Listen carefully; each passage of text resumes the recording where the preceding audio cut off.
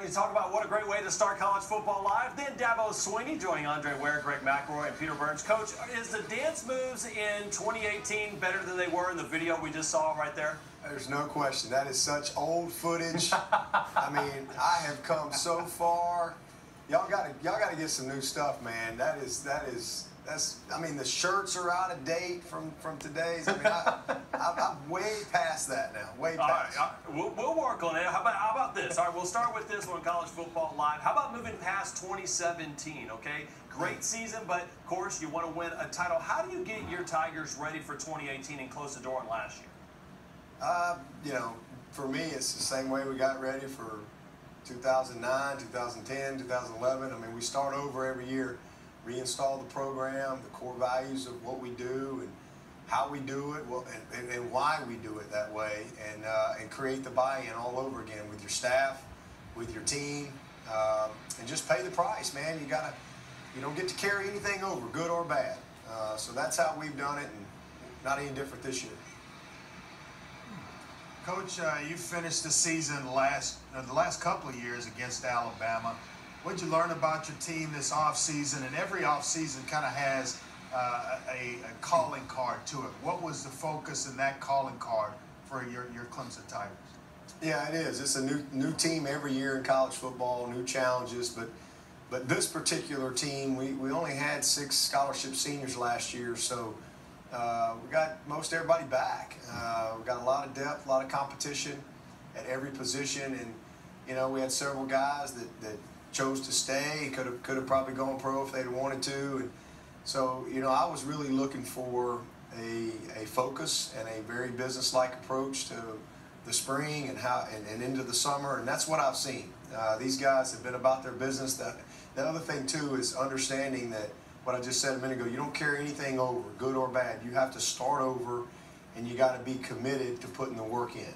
And this bunch has been that great leadership. I really felt like this is the most veteran team I've ever had since I've been the head coach, that we had a chance to have great leadership, and that's exactly how it's played out.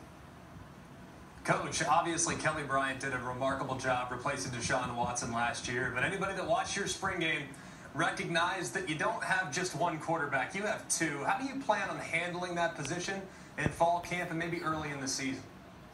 Yeah, you know, that just kind of, Kelly didn't have a great spring game, but he had a really good spring, and he really did. And here's a guy that came in last year and first-year starter, led us to the ACC. We were picked 3rd in our division, and you know, we don't win 12 games without Kelly Bryant, that's for sure. But at the same time, our program is built on you get what you earn, and you got to prove it every day, every year.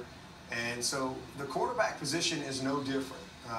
Fortunately, we're in a position this year, you know, we've recruited well, and we have some other very talented guys that are going to go compete.